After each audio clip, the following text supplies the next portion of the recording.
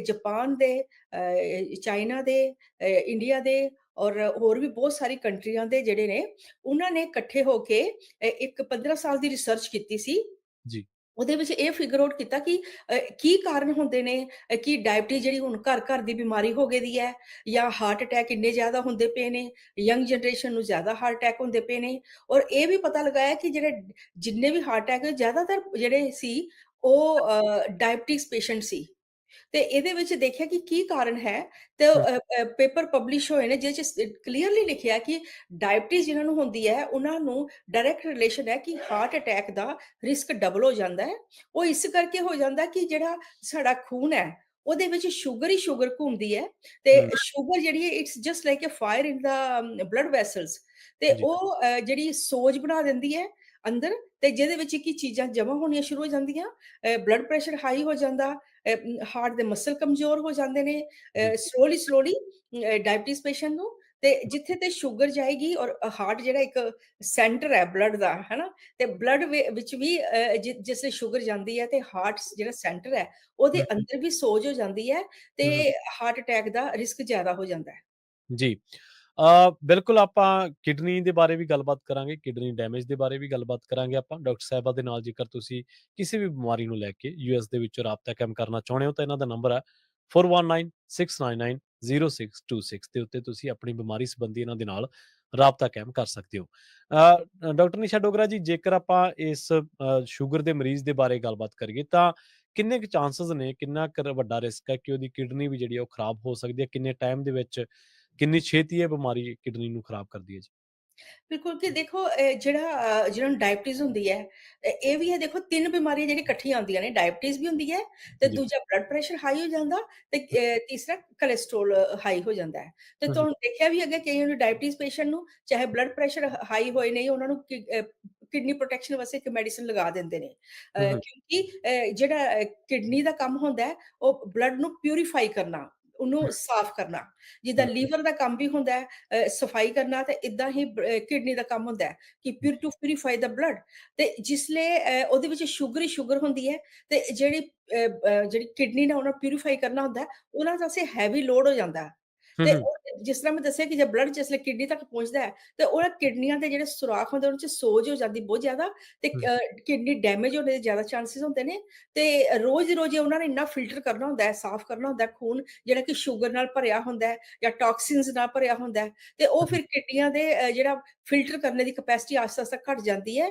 ਇਸ ਹੂੰ, ਕਰਕੇ ਬਹੁਤ ਛੇਤੀ ਡਿਕਲਾਈਨ ਹੋ ਜਾਂਦਾ ਹੈ। ਕਿਉਂਕਿ 60 ਕੋਲੋਂ ਉੱਪਰ ਹੋਏ ਤੇ ਕੋਈ ਧਿਆਨ ਵੀ ਨਹੀਂ ਦਿੰਦਾ, ਗੌਰ ਵੀ ਨਹੀਂ ਕਰਦਾ, ਉਹ ਕਹਿੰਦਾ ਠੀਕ ਹੈ, ਠੀਕ ਹੈ। ਲੇਕਿਨ ਜਿਸਲੇ 50 ਹੋ ਜਾਂਦੇ, 40 ਹੋ ਜਾਂਦੇ, ਬਹੁਤ ਥੱਲੇ ਡਿਕਲਾਈਨ ਹੋ ਜਾਂਦਾ ਕਿ 20 ਤੇ ਪੁੱਜ ਜਾਂਦੀ ਹੈ ਉਸ ਤੋਂ ਥੱਲੇ, ਤੇ ਫਿਰ ਡਾਇਲਿਸਿਸ ਦੇ ਇਲਾਵਾ ਕੋਈ ਚਾਰਾ ਨਹੀਂ ਹੁੰਦਾ। ਲੇਕਿਨ ਫਿਰ ਉੱਪਰ ਆਉਣਾ ਬਹੁਤ ਮੁਸ਼ਕਿਲ ਹੋ ਜਾਂਦਾ ਹੈ, ਕਿਉਂਕਿ ਆਲਰੇਡੀ ਉਸ ਲਈ ਜਿਹੜੇ ਡਾਇਬਟੀ ਪੇਸ਼ੈਂਟ ਨੇ, ਉਹ ਮੈਡੀਸਿਨਸ ਖਾਂਦੇ ਪਏ ਹੁੰਦੇ, ਕਈ ਇਨਸੂਲਿਨ ਦੇ ਇੰਜੈਕਸ਼ਨ ਲਗਾਉਂਦੇ ਹੁੰਦੇ ਨੇ, ਜਾਂ ਹੋਰ ਸਾਰੀ ਬਹੁਤ ਸਾਰੀ ਦਵਾਈਆਂ ਖਾਂਦੇ ਨੇ, ਜਿਹੜੀਆਂ ਉਹ ਵੀ ਕਿਡਨੀ ਤੇ ਲੋਡ ਪਾਉਂਦੀਆਂ ਨੇ, ਜਾਂ ਉਹਨਾਂ ਦੇ ਸਾਈਡ ਇਫੈਕਟ ਹੁੰਦੇ ਨੇ। ਤਾਂ ਹੂੰ, ਇਸ ਕਰਕੇ ਕਿਡਨੀ ਡੈਮੇਜ ਹੋਣੇ ਦੇ ਜ਼ਿਆਦਾ ਚਾਂਸਿਸ ਹੁੰਦੇ ਨੇ। ਜੀ, ਜੀ। ਤੇ ਜਿਹੜੇ ਹੋਰ ਜਿਹੜਾ ਸਾਰਾ ਸਰੀਰ ਹੈ ਸਾਡਾ, ਉਹ ਕਿਵੇਂ ਇਹਦੇ ਤੋਂ ਪ੍ਰਭਾਵਿਤ ਹੁੰਦਾ ਜੀ? ਹੋਰ ਜਿਹੜੇ ਬੋਡੀ ਪਾਰਟਸ ਨੇ, ਉਹ ਜੀ। ਕਿਵੇਂ ਇਹਦੇ ਅਸਰ ਦੇ ਹੇਠਾਂ ਆ ਜਾਂਦੇ ਨੇ? ਪ੍ਰਵੀਨ ਜੀ, ਤੁਸੀਂ ਬਹੁਤ ਅੱਛਾ ਕੁਐਸਚਨ ਪੁੱਛਿਆ ਹੈ, ਔਰ ਜੀ। ਮੈਨੂੰ ਕਾਫੀ ਪੇਸ਼ੈਂਟ ਜਿਹੜੇ ਨੇ ਇਹ ਪੁੱਛਦੇ ਹੀ ਰਹਿੰਦੇ ਨੇ ਕਿ ਸਾਨੂੰ ਡਾਇਬਟੀਜ਼ ਹੈ, ਤਾਂ ਹੋਰ ਕਿਹੜੇ-ਕਿਹੜੇ ਸਾਨੂੰ ਜਿਹੜੀਆਂ ਚੀਜ਼ਾਂ ਨੇ, ਹੋਰ ਕਿਹੜੀਆਂ ਬਿਮਾਰੀਆਂ ਹੋ ਸਕਦੀਆਂ ਨੇ। ਹੂੰ, ਹੂੰ, ਜਿੱਦਾਂ ਇੱਕ ਨੇ ਮੈਂਸ਼ਨ ਕੀਤਾ ਕਿ ਡਾਇਬਟੀਜ਼ ਦੇ ਨਾਲ ਹਾਰਟ ਅਟੈਕ ਦਾ ਰਿਸਕ ਜ਼ਿਆਦਾ ਹੋ ਜਾਂਦਾ, ਸਟ੍ਰੋਕ ਦਾ ਰਿਸਕ ਜ਼ਿਆਦਾ ਹੋ ਜਾਂਦਾ, ਹੂੰ, ਕਿਡਨੀ ਡੈਮੇਜ ਹੋਣੇ ਦਾ, ਲੀਵਰ ਤੇ ਫੈਟੀ ਹੁੰਦਾ ਹੀ ਹੁੰਦਾ ਹੈ ਪਹਿਲੇ। ਉਸ ਦੇ ਬਾਅਦ ਅੱਖਾਂ ਤੇ ਬਹੁਤ ਅਸਰ ਪੈਂਦਾ ਹੈ, ਅੱਖਾਂ ਜਿਹੜੀਆਂ ਨੇ ਖਰਾਬ ਹੋਣੀ ਸ਼ੁਰੂ ਹੋ ਜਾਂਦੀਆਂ, ਗਲੂਕੋਮਾ ਦਾ ਰਿਸਕ ਜ਼ਿਆਦਾ ਹੋ ਜਾਂਦਾ, ਹੂੰ, ਡਿਮੈਂਸ਼ੀਆ ਜਿਹੜਾ ਹੈ, ਜਿਹਦਾ ਚੇਤਾ ਭੁੱਲਣਾ ਸ਼ੁਰੂ ਹੋ ਜਾਂਦਾ। ਔਰ ਹੂੰ, ਕਈ ਵਾਰੀ ਤੁਹਾਡੇ ਅੰਦਰ ਜੋ ਜ਼ਖਮ ਹੋ ਜਾਂਦੇ ਨੇ, ਉਹ ਹੀਲ ਨਹੀਂ ਹੁੰਦੇ, ਤੇ ਉਹ ਫਿਰ ਜ਼ਖਮ ਵੱਧਦੇ ਜਾਂਦੇ ਨੇ।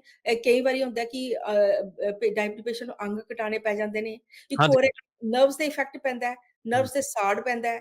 ਸੋ ਇੱਕ ਬਿਮਾਰੀ ਹੈ ਜਿਹੜੀ ਡਾਇਬਟੀਜ਼, ਇਹ 50 ਬਿਮਾਰੀਆਂ ਲੈ ਕੇ ਨਾਲ ਆਉਂਦੀ ਹੈ। ਇਹਨੂੰ ਕੋਈ ਸੌਖੀ ਬਿਮਾਰੀ ਨਾ ਸਮਝੋ। ਹੂੰ, ਬਹੁਤ ਹੀ ਇਹ ਖਤਰਨਾਕ ਬਿਮਾਰੀ ਹੈ, ਜਿਹੜੀ ਅੱਜ-ਕੱਲ੍ਹ ਘਰ-ਘਰ ਤੇ ਬੈਠ ਗਈ ਦੀ ਹੈ। ਤੇ ਹੂੰ। ਇਸੇ ਕਰਕੇ ਅਸੀਂ ਸੈਮੀਨਾਰ ਲਗਾਉਂਦੇ ਹਾਂ, ਇਹਦੇ ਵਿੱਚ ਜਾਣਕਾਰੀ ਦਿੰਦੇ ਹਾਂ ਕਿ ਕਿੱਦਾਂ ਇਹਨੂੰ ਕੋਲ ਬਚਣਾ ਹੈ, ਜਾਂ ਕਿੱਦਾਂ ਆਪਣਾ ਤੁਸੀਂ ਖਿਆਲ ਰੱਖਣਾ ਹੈ। ਜੀ। ਜੀ, ਜੀ। ਤੁਸੀਂ ਸੈਮੀਨਾਰ ਦਾ ਜ਼ਿਕਰ ਕੀਤਾ ਡਾਕਟਰ ਨਿਸ਼ਾ ਡੋਗਰਾ ਜੀ, ਇੱਕ ਵਾਰੀ ਜਿਹੜਾ ਸੈਮੀਨਾਰ ਦੇ ਬਾਰੇ ਵੀ ਜ਼ਰੂਰ ਜਿਹੜੀ ਉਹ ਗੱਲਬਾਤ ਆ ਉਹ ਸਾਂਝੀ ਜ਼ਰੂਰ ਕਰ ਦਿਓ। ਸੈਮੀਨਾਰ ਬਾਰੇ ਵੀ ਜਿਹੜੀਆਂ ਪੰਜਾਬੀ ਰੇਡੀਓ ਐਸੇ ਦੇ ਸਰੋਤੇ ਨੇ ਉਹਨਾਂ ਦੇ ਨਾਲ ਜਿਹੜੀ ਜਾਣਕਾਰੀ ਹੈ ਉਹ ਸਾਂਝੀ ਕਰ ਦਿਓ ਜੀ। ਬਿਲਕੁਲ ਜੀ, ਅਸੀਂ ਤਾਂ ਚਾਹੁੰਦੇ ਹਾਂ ਕਿ ਆਪਣੇ ਲੋਕਾਂ ਨੂੰ ਬਚਾਉਣ ਵਾਸਤੇ ਇਨਫੋਰਮੇਸ਼ਨ ਦਿੱਤੀ ਜਾਏ, ਬਾਰ-ਬਾਰ ਦਿੱਤੀ ਜਾਏ ਤਾਂ ਕਿ ਉਹਨਾਂ ਨੂੰ ਕੋਈ ਨਾ ਕੋਈ ਫਾਇਦਾ ਹੋਏ। ਤੇ ਜੀ, ਇਹ ਜਿਹੜਾ ਸੈਮੀਨਾਰ ਹੁਣ ਯੂਐਸਏ 'ਚ ਇਸ ਸਾਲ ਦਾ 2025 ਦਾ ਪਹਿਲਾ ਸੈਮੀਨਾਰ ਅਸੀਂ ਲਗਾਉਂਦੇ ਪਏ ਹਾਂ ਸੈਕਰਾਮੈਂਟੋ ਤੇ ਔਰ ਨੀਅਰ ਬਾਈ ਜਿੰਨੇ ਵੀ ਏਰੀਆਜ਼ ਨੇ ਉੱਥੇ ਸੈਮੀਨਾਰ ਲਗਾਣੇ ਜਿਹੜੇ ਅਪ੍ਰੈਲ ਫਸਟ ਵੀਕ 'ਚ ਅਸੀਂ ਸ਼ੁਰੂ ਕਰਨਾ ਹੈ ਔਰ ਕਾਫੀ ਜਿਹੜੀਆਂ ਆਲਰੇਡੀ ਇਸ ਬਿਮਾਰੀ ਤੋਂ ਜੂਝਦੇ ਪਏ ਨੇ ਜਾਂ ਹੋਰ ਬਹੁਤ ਸਾਰੀਆਂ ਬਿਮਾਰੀਆਂ ਤੋਂ ਜੂਝਦੇ ਪਏ ਨੇ ਔਰ ਜਿਹੜੇ ਚਾਹੁੰਦੇ ਨੇ ਕਿ ਬਿਮਾਰੀਆਂ ਦੀ ਜੜ ਕਿੱਦੋਂ ਫਾਈਂਡ ਆਊਟ ਕਰਨੀ ਹੈ ਜਾਂ ਇਹਦਾ ਰੂਟ ਕਾਜ਼ ਕੀ ਹੈ ਤੇ ਹੂੰ, ਜਾਂ ਕਿਸ ਤਰ੍ਹਾਂ ਬਚਣਾ ਚਾਹੀਦਾ, ਆਪਣੇ ਹੂੰ, ਖਾਣੇ ਪੀਣੇ ਕਿੱਦਾਂ ਬਦਲਾਵ ਕਰਨੇ ਚਾਹੀਦੇ, ਉਹਦੇ ਜੀ, ਵਾਸਤੇ ਅਸੀਂ ਸੈਮੀਨਾਰ ਜਿਹੜਾ ਰੱਖਿਆ ਹੈ। ਹੂੰ, ਇਹ ਸੈਮੀਨਾਰ ਆਪਣੇ ਸੈਕਰਾਮੈਂਟੋ ਤੇ ਨੀਅਰ ਬਾਈ ਏਰੀਆ 'ਚ ਰੱਖਿਆ ਹੈ। ਹੂੰ, ਅਪ੍ਰੈਲ ਦੇ ਫਸਟ ਵੀਕ 'ਚ ਐਗਜ਼ੈਕਟ ਡੇਟ ਜਲਦੀ ਅਨਾਉਂਸ ਕਰ ਦਿਆਂਗੇ। ਪਰ ਠੀਕ ਹੈ। ਉੱਥੇ ਤੁਸੀਂ ਜ਼ਿਆਦਾ ਕੁਐਸਚਨ ਸਵਾਲ ਜਵਾਬ ਜਾਂ ਆਪਣੀ ਬਿਮਾਰੀ ਰਿਲੇਟਿਡ ਬਚਾਓ ਦੇ ਤੁਸੀਂ ਉੱਥੇ ਤਰੀਕੇ ਸਾਡੇ ਕੋਲ ਪੁੱਛ ਸਕਦੇ ਹੋ। ਜੀ, ਜੀ। ਤੇ ਨੰਬਰ ਇਹੀ ਹੈ ਜੀ 419 ਵਾਲਾ 699 419-699-0626 ਤੇ ਰਾਬਤਾ ਕਾਇਮ ਕੀਤਾ ਜਾ ਸਕਦਾ ਸੈਮੀਨਾਰ ਸੰਬੰਧੀ ਵੀ? ਬਿਲਕੁਲ ਜੀ, ਬਿਲਕੁਲ ਜੀ 4196990626 ਤੇ ਕਾਲ ਕਰਕੇ ਰਜਿਸਟ੍ਰੇਸ਼ਨ ਕਰਵਾ ਲੈਣ ਕਿਉਂਕਿ ਕਈ ਵਾਰੀ ਬਹੁਤ ਸਾਰੇ ਇੱਕਦਮ ਪਹੁੰਚ ਜਾਂਦੇ ਨੇ ਤੇ ਉੱਥੇ ਫਿਰ ਸਾਡੇ ਕੋਲ ਇੰਨੀ ਕੈਪੈਸਿਟੀ ਨਹੀਂ ਹੁੰਦੀ। ਤਾਂ ਜਿਹੜੇ ਵੀ ਉੱਥੇ ਹਿੱਸਾ ਬਣਨਾ ਚਾਹੁੰਦੇ ਨੇ, ਇੱਕ ਤੇ ਮੈਂ ਗੱਲ ਦੱਸਾਂ ਕਿ ਸੈਮੀਨਾਰ ਬਿਲਕੁਲ ਫ੍ਰੀ ਹੈ, ਉਹਦੀ ਕੋਈ ਕਾਸਟ ਨਹੀਂ ਹੈ ਔਰ ਪੰਜਾਬੀ 'ਚ ਹੈ ਤਾਂ ਕਿ ਸਾਰਿਆਂ ਨੂੰ ਸਮਝ ਲੱਗੇ। ਬਿਲਕੁਲ ਹੂੰ, ਸਿੰਪਲ ਪੰਜਾਬੀ ਜਿੱਦਾਂ ਗੱਲ ਕਰਨਾ ਏਦਾਂ ਹੈ ਤੇ ਫ਼ੋਨ ਨੰਬਰ ਇੱਕੋ ਹੀ ਰੱਖਿਆ ਹੈ। ਤੁਸੀਂ ਫ਼ੋਨ ਕਰਕੇ ਰਜਿਸਟ੍ਰੇਸ਼ਨ ਕਰਾ ਸਕਦੇ ਹੋ 4196990626 ਤੇ ਜੇ ਅਗਰ ਉਹਦੇ ਪਹਿਲੇ ਸਾਡੇ ਕੋਲ ਅਪਾਇੰਟਮੈਂਟ ਲੈਣਾ ਚਾਹੁੰਦੇ ਨੇ 30 ਹੂੰ, ਮਿੰਟਸ ਦੀ ਫ੍ਰੀ ਟੈਲੀਫੋਨਿਕ ਅਪਾਇੰਟਮੈਂਟ ਅਸੀਂ ਦੇ ਸਕਨੇ ਹਾਂ। ਫ਼ੋਨ ਹੂੰ, ਨੰਬਰ ਇਹੋ ਹੀ ਹੈ ਜੀ, 4196990626। ਜੀ, ਜੀ। ਅਗਲੀ ਗੱਲ ਕਰੀਏ ਆਪਾਂ ਕ੍ਰੋਨਿਕ ਇਨਫਲੇਮੇਸ਼ਨ ਦੀ ਜੀ, ਇਹਦੇ ਰੂਟ ਕਾਜ਼ ਕੀ ਨੇ ਜੀ? ਰੂਟ ਕਾਜ਼ ਕੀ ਨੇ? ਮਾਫ਼ ਕਰਨਾ। ਕ੍ਰੋਨਿਕ ਇਨਫਲੇਮੇਸ਼ਨ ਜਿਹੜੀ ਹੈ ਅੱਜ ਕੱਲ੍ਹ ਕਾਫੀ ਜ਼ਿਆਦਾ ਹੁੰਦੀ ਪਈ ਆਪਣੇ ਲੋਕਾਂ ਨੂੰ ਹਾਂਜੀ, ਜਿੱਦਾਂ ਕਿ ਜਿਹੜੇ ਵੀ ਅਸੀਂ ਰੋਜ਼ ਦੀ ਰੋਜ਼ ਫੂਡ ਖਾਂਦੇ ਹਾਂ ਤੇ ਹੂੰ, ਫੂਡ ਐਲਰਜੀਜ਼ ਬਹੁਤ ਵੱਧ ਗਈਆਂ ਨੇ ਕਿਉਂਕਿ ਹੁਣ ਜਿਹੜੀ ਨਵੀਂ ਰਿਸਰਚ ਆਈ ਹੈ ਉਹਦੇ 'ਚ ਇਹ ਦੱਸਿਆ ਕਿ ਜਿਹੜੀ ਇਨਫਲੇਮੇਸ਼ਨ ਹੈ ਉਹ ਹੂੰ, ਇਸ ਕਰਕੇ ਹੋ ਜਾਂਦੀ ਕਿ ਅਸੀਂ ਕੈਮੀਕਲ ਲੋਡਿਡ ਫੂਡ ਖਾਂਦੇ ਹਾਂ। ਚਾਹੇ ਠੀਕ ਹੈ। ਤੁਸੀਂ ਆਈਸਕ੍ਰੀਮ ਖਾਂਦੇ ਹੋ, ਚਾਹੇ ਕੇਕ ਖਾਂਦੇ ਹੋ, ਬ੍ਰੈਡ ਖਾਂਦੇ ਹੋ, ਦੁੱਧ ਈਵਨ ਕੇ ਲੈਂਦੇ ਹੋ ਤੁਸੀਂ ਜਾਂ ਦੁੱਧ ਦੇ ਬਣੇ ਪਦਾਰਥ ਜਿੰਨੇ ਲੈਂਦੇ ਹੋ। ਇੱਕ ਤੇ ਹੈ ਕਿ ਪਲਾਸਟਿਕ ਕੰਟੈਂਟ ਬਹੁਤ ਜ਼ਿਆਦਾ ਹੁੰਦੇ ਪਏ ਨੇ। ਦੂਸਰਾ ਲੋ ਗ੍ਰੇਡ ਇਨਫਲੇਮੇਸ਼ਨ ਫੂਡ ਐਲਰਜੀਜ਼ ਕਾਫੀ ਹੁੰਦੀ ਪਈਆਂ ਨੇ ਜਿਹਦੇ ਕਰਕੇ ਸਾਡੇ ਅੰਦਰ ਲੋ ਗ੍ਰੇਡ ਇਨਫਲੇਮੇਸ਼ਨ ਕਹਿੰਦੇ ਨੇ ਉਹ ਬਣਦੀ ਹੈ। ਜਿਹੜੇ ਤੁਸੀਂ ਬਲੱਡ ਟੈਸਟ ਕਰਾਉਂਦੇ ਹੋ ਉਹਦੇ ਵਿੱਚ ਇੱਕ ਟੈਸਟ ਆਉਂਦਾ ਹੈ ਉਹਨੂੰ ਕਹਿੰਦੇ CRP, ਹੂੰ, ਸੀ ਰਿਐਕਟਿਵ ਪ੍ਰੋਟੀਨ।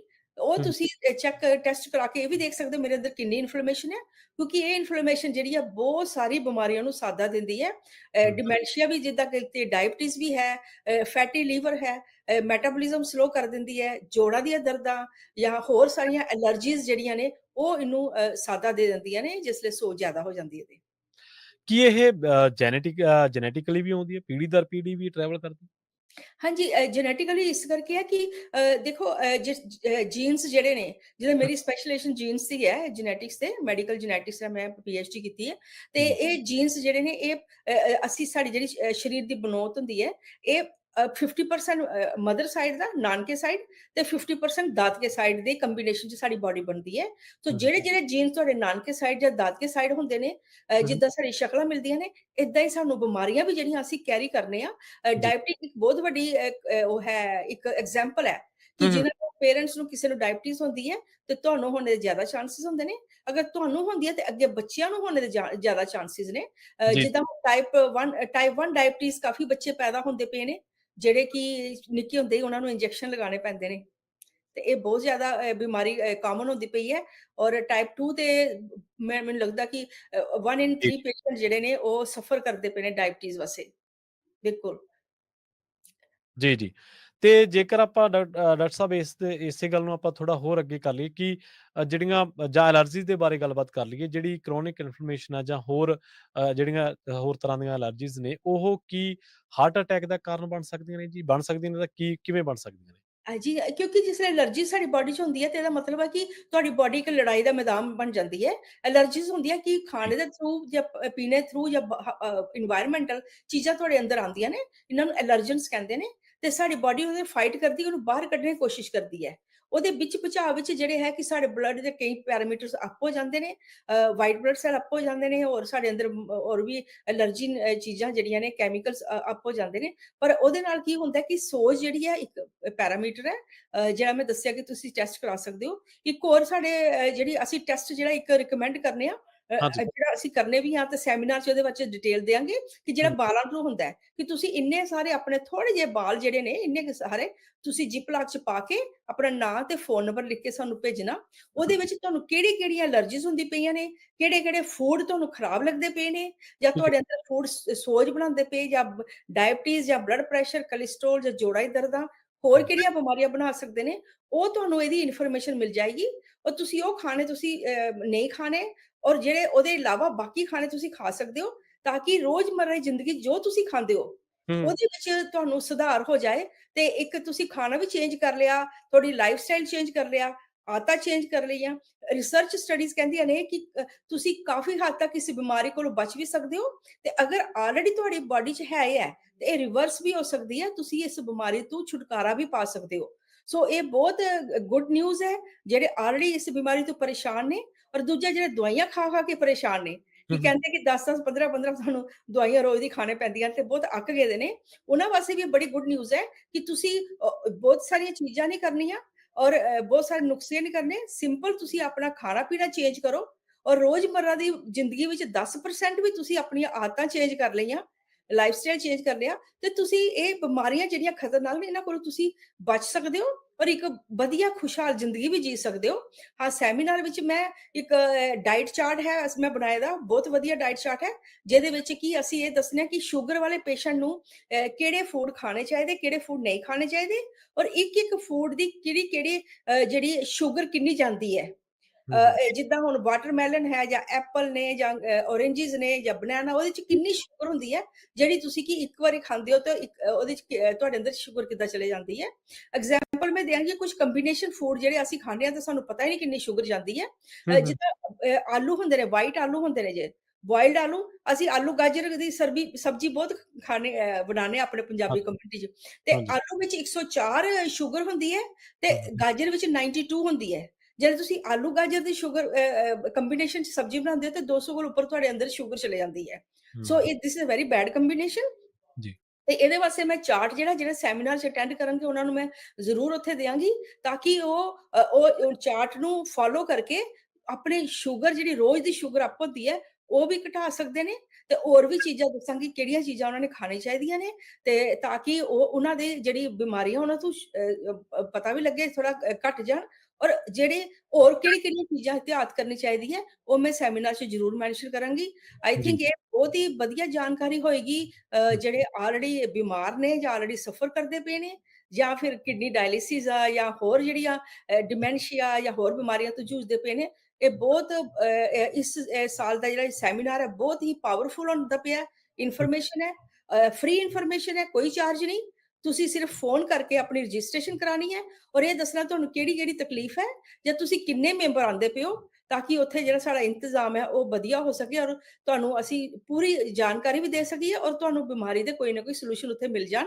ਜੀ, ਜੀ, ਥੈਂਕ ਜਿੱਦਾਂ ਯੂ। ਮੈਂਸ਼ਨ ਕੀਤਾ ਕਿ ਫ਼ੋਨ ਕਰਕੇ ਰਜਿਸਟ੍ਰੇਸ਼ਨ ਕਰਾ ਲੈਣ। ਜੀ, ਥੈਂਕ ਯੂ, ਬਹੁਤ-ਬਹੁਤ ਧੰਨਵਾਦ ਤੇ ਕੀ ਵਾਲਾਂ ਦਾ ਸੈਂਪਲ ਉਹ ਸੈਮੀਨਾਰ ਤੇ ਵੀ ਦੇ ਸਕਦੇ ਆ ਲੋਕ ਜੀ ਆਪਣਾ? ਹਾਂਜੀ, ਸੈਮੀਨਾਰ 'ਚ ਦੇ ਸਕਦੇ ਔਰ ਕਈ ਵਾਰੀ ਕਈ ਕਹਿੰਦੇ ਕਿ ਜਿਨ੍ਹਾਂ ਨੇ ਅੰਮ੍ਰਿਤ ਛਕਿਆ ਹੁੰਦਾ ਹੈ, ਉਹ ਬਾਲ ਕੱਟ ਨਹੀਂ ਸਕਦੇ।